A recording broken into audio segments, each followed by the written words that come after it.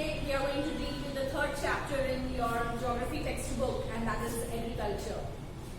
When India became independent, the condition of India was very, very poor, and nearly 80% of the Indian population dependent on only one occupation, and that was agriculture. So agriculture plays an important role not only in the past but also it plays in the present, and it will be playing in the future, because India is a very big exporter of agricultural products in the entire world. It exports many products to the various parts of the world, and a lot of income is generated through agriculture. Now,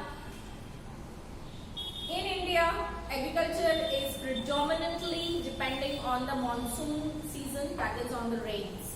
Why? Because previously, in the some 10 or 15 years back, India was not provided with a better irrigation facility. That means not many dams were constructed, not many canal systems were provided to the farmers, and so agriculture was mainly depending on monsoon. And those areas where you have water for the entire year, there you can have 3 harvest seasons. But basically in India we have 3 harvest seasons or 3 seasons of agriculture, which are called as the 3 crop seasons, and these 3 crop seasons are Kharif crop, Rabi crop and Zaid crop. Now Kharif crop is the cropping or the agriculture which is done by the onset of monsoon, the moment the monsoon starts, that is in the month of June. It starts in the month of June and ends till September, and the main crops grown in Kharif season are paddy, maize, jawar, bajra, manjwa, tuar, moong, urad, til, groundnut and soybean. And this season is the rainy season, and in rainy season you have plenty of water, so no need of any irrigation facility. With the rainwater itself, the cropping can be done.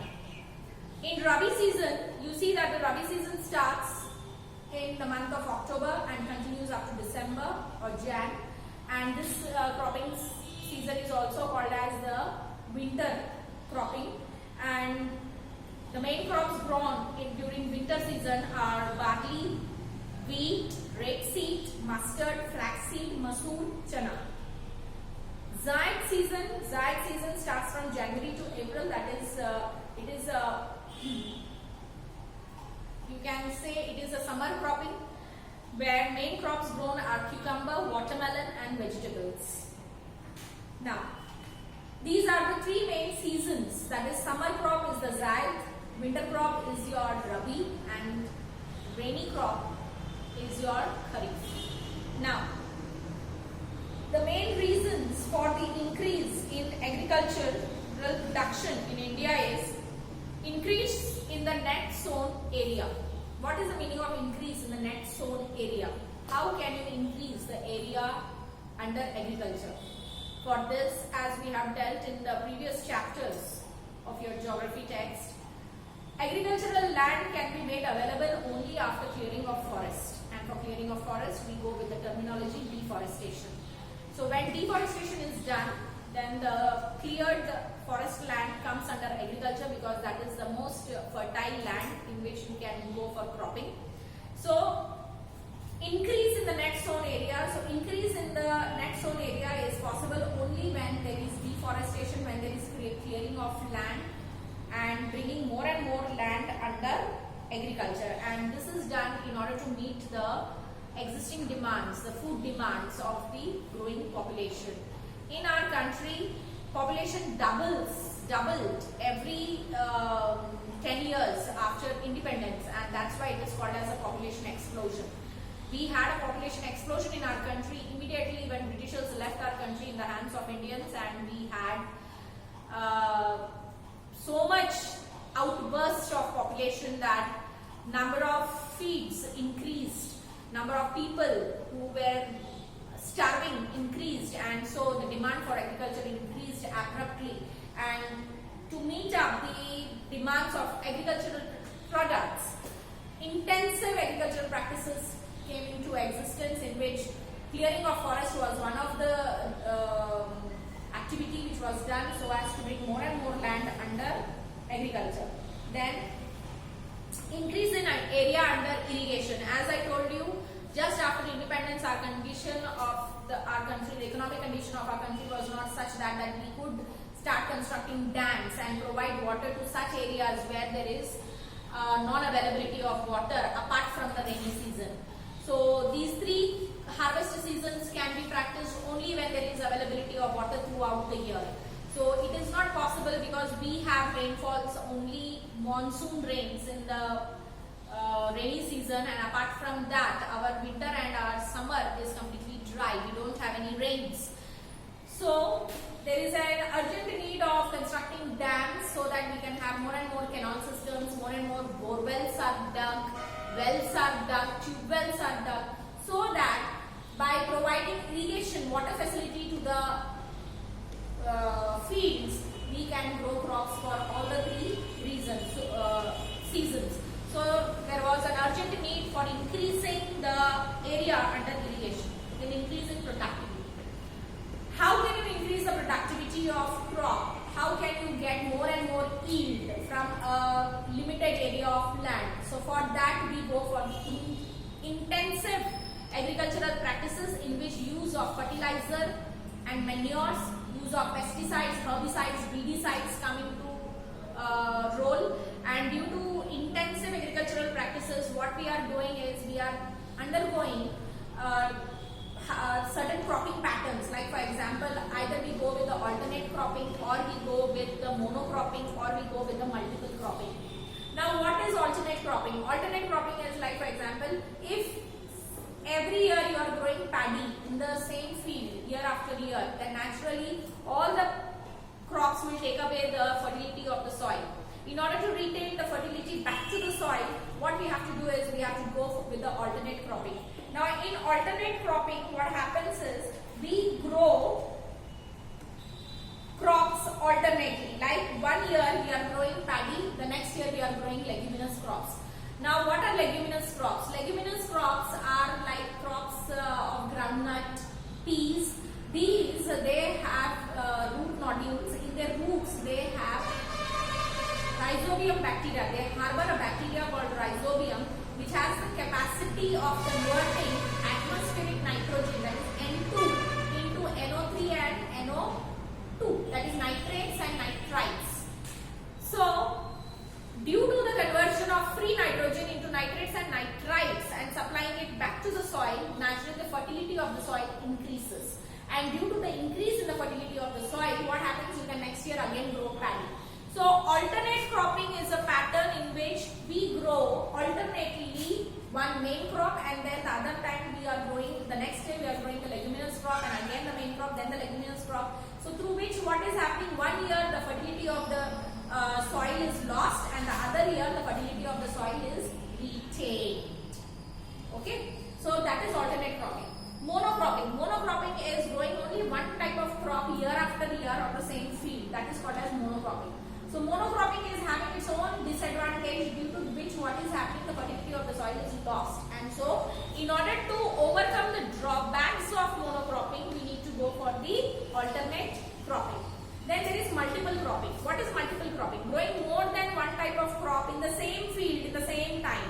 That means one row you are growing paddy, the other row you are growing leguminous plant, the third row you are growing vegetables. That means you are alternately. So one paddy is taking away maximum fertility from the soil, and legumes are providing fertility to the soil, and vegetables are the normal crops where they take only limited amount of fertility. So naturally, by growing 2 or 3 varieties of crops on the same field in the same time, that is called as multiple cropping. So through these crop practices also you see that we can have more number of all the 3 cropping seasons we can have in the same field, and on top of that with better irrigation facilities, with pesticides and herbicides and weedicides used in the fields to control the diseases of the crops, and to increase the yield when we use fertilizers and manures, then we are getting more and more yield. So through all these practices, what we do is we can have an increase in the productivity of agricultural products. In India, every year we are getting bumper harvest. That means we are growing so much of we are getting so much of yield that we have bumper stocks stored in our granaries. We don't have warehouses to store the grains. They are just thrown here and there. That much production is there in our country. Why? Because our country is our land is very fertile. There. So by change in the cropping patterns, I have told you the 3 cropping patterns which we have discussed. Through that also there will be an increase in the yield, in productivity. Then thereafter we come into the concept of globalization. Now, how can we earn a lot of foreign currency? How can we bring the foreign capital into our country? How can we bring the foreign money, dollars and pounds in our country? It is only through export. Export of agricultural products can be done only when we have our products sponsored on a global market. What is the meaning of globalization? Globalization means it is a process in which the country's economy is integrated with the world economy. That means we need not have certain policies and certain rules which will make our exports difficult to the world. So we need to have relaxation in trade policies. Certain trade rules and trade policies should be in such a relaxed manner so that other countries can freely take our products, can buy our products without any restrictions. Like now during quarantine, you see that other world products are not coming into India and Indian products are not going to the world. Why? Because there is quarantine. So such strict restrictions should not be levied so that we can have free trade with any country around the world. So that is the concept of globalization. And through globalization, Indian agriculture had got a lot of demand, and today Indian agriculture earns a lot of currency, foreign capital, brings in a lot of foreign capital into our country. Now, in agricultural practices, there is one more thing which plays a very vital role, and that is biotechnology. What is bio? Bio means living, and technology, the technology which is used in plants and animals so that we get more and more benefits out of them for the mankind. Like the uses of biotechnology, under the uses of biotechnology, we use biofertilizer and biopesticide. As I have told you that by using pesticides and fertilizers which are chemical in nature, what happens? The salinity of the soil increases. Salinity means the salt content in the soil increases. And by continuous use of fertilizers and pesticides to the soil, what will happen? It will start storing the salts in the soil, and the soil will become barren. It will become unfit for cultivation. So, through biotechnology, what we are doing is the chemical fertilizers and chemical pesticides are getting replaced by biofertilizer and biopesticide. Bio means the fertilizer which we are obtaining from organisms, living organisms, like rhizobium is converting free nitrogen into nitrates and nitrites. So this is a biofertilizer. So similarly, we can have biopesticides also. Then production of high yielding variety of seeds. Through biotechnology, we are producing high yielding variety of seed which can give you more and more yield, so that you can get bumper harvest out of your fields. Then production of disease resistant seed varieties. Now through biotechnology, scientists are able to produce certain seeds which can restrict, which have a lot of immunity in them. They can restrict any type of disease, and they can grow very well, and they can produce maximum yield without any loss in harvesting or in your cropping. So through biotechnology, so today biotechnology is a boon to agriculture. It is a blessing to agriculture, through which what is happening today, farmers, by using advanced variety of seeds, disease resistant seeds, they are getting bumper harvests, and by using biofertilizer and biopesticide, they are able to even preserve their soil, and they can year after year without any drop in agriculture, without any leaving the land as fallow land for a considerate period of time.